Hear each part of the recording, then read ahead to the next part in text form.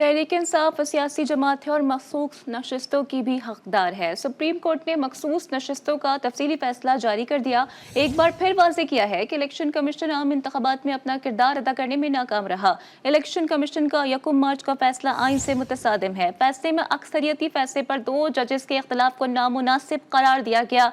कहा, जिस अंदाज में जस्टिस अमीन और जस्टिस नईम ने इख्तलाफ का इजहार किया वो मुनासिब नहीं। इस्लामाबाद से ये रिपोर्ट मुलाहिजा कीजिए। सुप्रीम कोर्ट के अक्सरियती जजेस ने पाकिस्तान तहरीक इंसाफ के मखसूस नशस्तों से मुतालिक केस का तफसीली फैसला जारी कर दिया। फैसले में कहा गया है कि PTI कौमी असम्बली में मखसूस नशस्तों की हकदार है। मखसूस नशस्तों से मुतालिक केस का 70 सफ़ात पर मुश्तमिल तफसीली फैसला जस्टिस मंसूर अली शाह ने तहरीर किया। सुप्रीम कोर्ट ने तफसीली फैसले में कहा कि कमीशन बुनियादी फरीक मुखालिफ के तौर पर केस लड़ता रहा। 8 फरवरी 2024 को इलेक्शन कमीशन साफ शफाफ इंतखाबात के इनेकाद में नाकाम रहा। इंतखाबी अमल में नुमाया गलतियों के बायस अदालती मुदाखलत जरूरी हो जाती है। इलेक्शन कमीशन का 1 मार्च का फैसला आइन से मुतसादिम है, उसकी कोई कानूनी हैसियत नहीं। फैसले में यह भी कहा गया कि सुप्रीम कोर्ट बल्ले के निशान वाले केस में पार्टी के आईनी हकूक वाजे करती तो कंफ्यूजन पैदा ही न होती। इलेक्शन कमीशन ने भी अपने हुक्मनामे में PTI के आईनी हकूक वाजे नहीं किए। वाजे कानून के बगैर किसी को सजा नहीं दी जा सकती। इंतखाबी निशान वापस लिए जाने का मतलब ये नहीं कि सियासी जमात के आईनी हकूक खत्म हो गए।